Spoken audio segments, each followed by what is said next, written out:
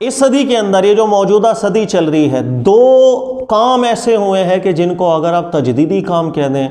یعنی اس پوری صدی کے اندر اتنا بڑا وہ کام ہے کہ اس کے مقابلے کے اندر نہ کسی عالم دین کا کوئی کام ہو، نہ اس کے مقابلے میں کسی پیر صاحب نے کوئی کام کیا ہے، نہ کسی مذہبی رہنما سے وہ کام نہ ہو سکا۔ لیکن اس دور کے اندر تجدیدی حیثیت کے اندر دو کام ایسے ضرور ہوئے کہ جسے ہم کہہ سکتے ہیں کہ اس کو اللہ تعالیٰ نے خاص طور پر ان سے یہ تجدیدی کام کروایا ہے، اس میں کوئی شک نہیں ہے۔ بہت بڑی بات میں ذکر کر رہا ہوں اور بڑے وثوق سے ذکر کر رہا ہوں، اور وہ دو کام کون سے ہیں؟ ایک تو امیر قطر کا فیصلہ جو فیفا فٹ بال ورلڈ کپ کے حوالے سے، اور ان کی جو پالیسی سامنے آئی ہے یہ ایسی ہے کہ جس کی تعریف ہر مسلمان ضرور ہی کرے گا اور دعا بھی ان کے لیے نکلتی ہے۔ اور دوسرا ایک کام ہے جو عمران خان صاحب نے کیا، میں اس کی قدر اب تفصیل بیان کرتا ہوں۔ دیکھیے گا، سب سے پہلے تو کسی بھی شخص کے ذہن میں یہ خیال آئے گا کہ بھائی آپ دین کے حوالے سے کسی تجدیدی بات کی بات کر رہے ہیں، اور امیر قطر ہوں یا عمران خان صاحب ہوں، ان کی تو داڑھی تک نہیں ہے، یعنی شکل ہی ان کی اسلام کے خلاف ہے،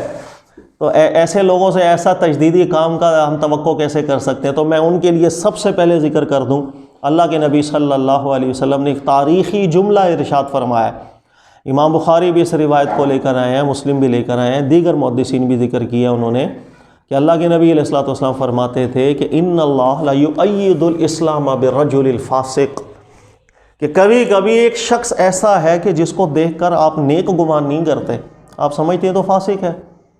یعنی دین کے احکامات پر پراپرلی کامل طور پر وہ عمل کرتا دکھائی نہیں دے رہا ہوتا، آپ اس کو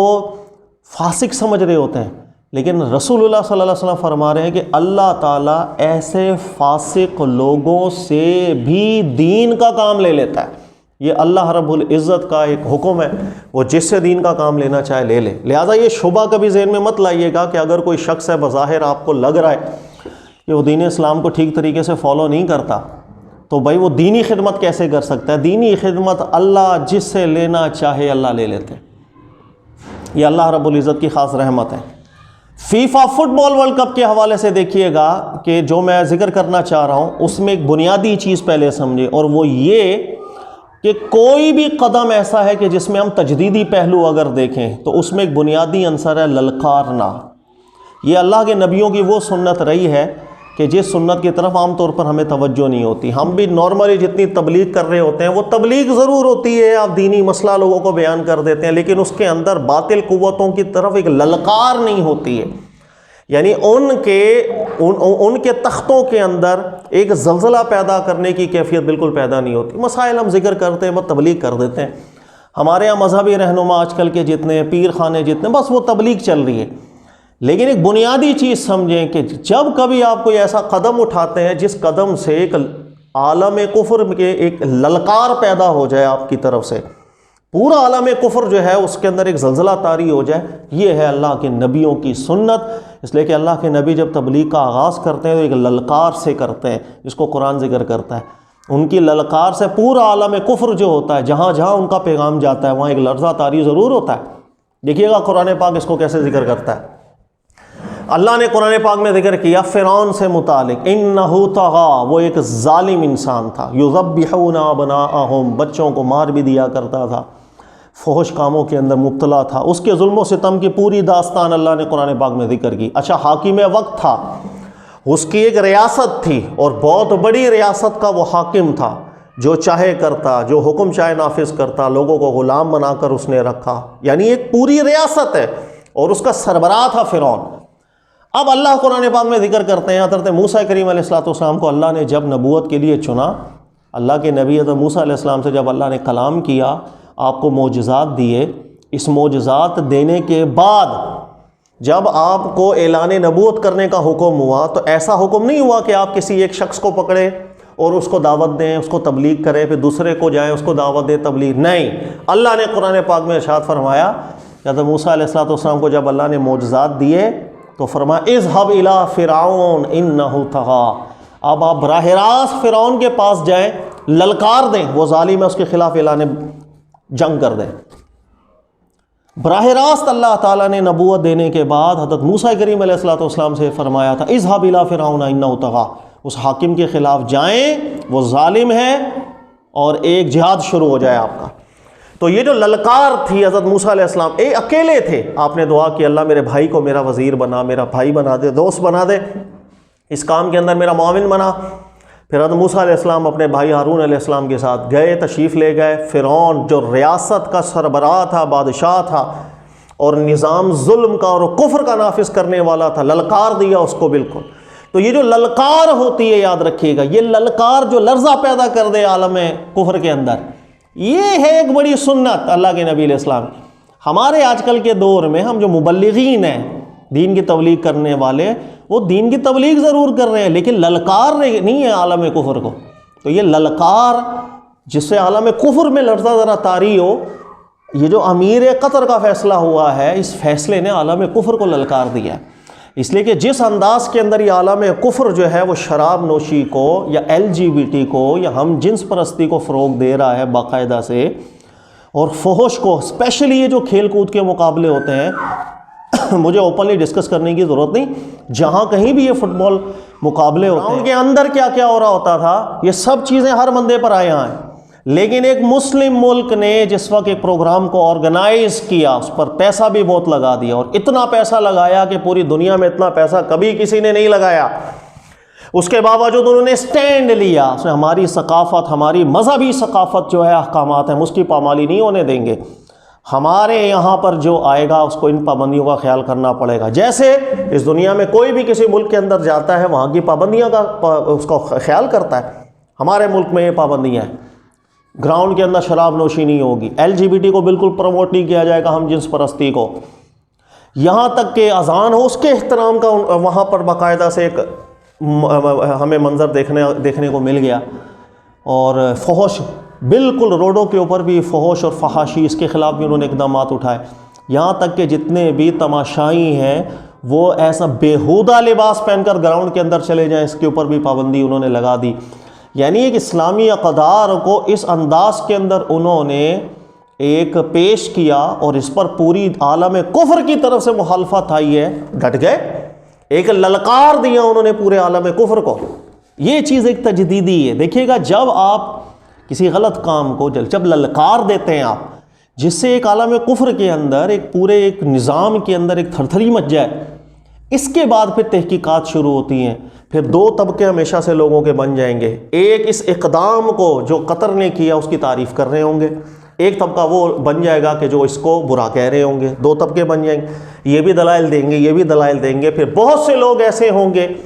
کہ جو ان دلائل سے کنونس ہوں گے کہ ان کا یہ اقدام بالکل ٹھیک ہے، اسلام کے قریب آئیں گے، اور وہ سرچ کریں گے، تحقیق کریں گے۔ کئی لوگوں کو اس ذریعے سے ہدایت بھی ملتی ہے، اور جن لوگوں کے نصیب میں ہدایت نہیں، وہ اعتراضات کرتے چلے جائیں گے۔ تو یہ جو قدم امیر قطر نے اٹھایا، جسے عالم کفر میں ایک زلزلہ طاری ہوا، پورا یورپ مل کے جس انداز میں اب قطر کو ذلیل کر رہا ہے یا ان کے خلاف پروپیگنڈا کر رہا ہے، اسے کوئی گھبرانے کی بات نہیں ہے، اللہ تعالیٰ عزت سے نوازے۔ تو ایسا قدم اٹھا دینا جس قدم سے پورا عالم کفر ایک لرزہ طاری ہو جائے، یہ پہلا قدم ہوتا ہے تجدید کی طرف۔ جب تک للکارا نہیں جاتا اس وقت تک تجدید نہیں ہوتی۔ تبلیغ کرنے سے تجدیدیں نہیں ہوتی۔ ہمارے مبلغین ہیں، دین کے احکامات لوگوں کو بیان کریں، ہم کہتے ہیں مجدد ہے۔ مجدد ایسے نہیں ہوتے، اس کا پہلا قدم ہی للکارنا ہوتا ہے۔ اسی طرح رسول اللہ صلی اللہ علیہ وسلم کو دیکھیے گا، جب اللہ تعالیٰ نے نبوت سے نوازا اور اللہ تعالیٰ نے جب آپ کو حکم فرمایا اب لوگوں کے اندر آپ نے جو پیغام ہے اللہ کا وہ پہنچانا ہے، تو کس انداز میں فرمایا؟ اللہ نے فرمایا یا ایھا المدثر قم فانذر، قم فانذر، یا ایھا المدثر، اے چادر اوڑھ کے بیٹھنے والے۔ نبی علیہ الصلوۃ والسلام چادر اوڑھ کر بیٹھے تھے۔ نبی علیہ السلام نے، اللہ نے پھر فرمایا اے چادر اوڑھ کے بیٹھنے، قم فانذر، سٹینڈ لیں، للکار دیں۔ اب پورا عالم کفر آپ کے سامنے، عالم شرک آپ کے سامنے، للکار دیں۔ تو پہلا حکم ہی رسول اللہ صلی اللہ علیہ وسلم کو بھی اللہ کی طرف سے یہی ملا تھا کہ آپ نے للکار دینا ہے۔ اس لیے اللہ کے نبی علیہ السلام نے جس وقت للکارا، لوگوں کو توحید کی طرف بلایا اور ان کے کفریات کو ان پر واضح کیا، حجت تام کی، دو گروہ بن گئے، ایک نے حمایت کی، ایک مخالف ہو گئے۔ تو یہ پہلی چیز ہی للکارنا ہوتا ہے۔ پھر دو گروہ بن جاتے ہیں، بعض اس کو حق اس کو ٹھیک سمجھیں گے، بعض غلط سمجھیں گے، یہیں سے تحقیقات کا آغاز ہو جاتا ہے۔ پھر ایک گروہ ماننے والوں کی طرف آ جاتا ہے، بہت سے لوگوں کو ہدایت بھی ملنا شروع ہو جاتی ہے، بہت سے لوگ جو ہے جن کے دلوں پر مہر ہے جن پر حق واضح بھی ہو جائے لیکن وہ نہیں مانتے، نہ مانیں۔ تو یہ جو ایک قدم ہے امیر قطر کا، اس کے بارے میں نے آپ سے ذکر کیا کہ زبردست جس طرح انہوں نے قرآن پاک کی تلاوت سے اس پر آغاز کیا تھا، ایک ایسی فضا انہوں نے قطر کے اندر پیدا کر دی کہ ہر مسلمان کے دل سے ان کے لیے دعائیں نکلتی ہیں۔ اسی طریقے سے ایک دوسرا تجدیدی کام ہوا تھا جو کچھ عرصہ پہلے ہوا تھا، کہ جس وقت عمران خان صاحب نے اقوام متحدہ کے اندر اسلاموفوبیا موضوع کے اوپر ایک بالکل للکار دیا تھا، پورے عالم کفر کو للکار۔ اس کی وجہ یہ ہے کہ پورے عالم کفر کی طرف سے کون نہیں جانتا ہے اسلاموفوبیا کے حوالے سے جتنی ورکنگ ہوتی ہے اور جتنا لوگوں کو ذہن متنفر کیا جاتا ہے، اسلام کو جس انداز میں دہشت گردی کے طور پر ایک پیش کیا جاتا ہے، اس پہ دلائل قائم کیے جاتے ہیں اور اس کے اوپر حوالے دیے جاتے ہیں، یہاں تک کہ کسی بھی باہر کی آپ یونیورسٹی کے اندر جو اسٹوڈنٹس پڑھنے جاتے ہیں ہم ان سے پوچھیں، باقاعدہ سے ذہن سازی کی جاتی ہے۔ اور اس وقت جس وقت عمران خان صاحب نے یہ للکارا تھا اسلاموفوبیا کے حوالے سے، تو اس وقت بھی ایسی ہی کیفیت تھی کہ پورے عالم کفر کے اندر ایک لرزہ طاری ہوا تھا،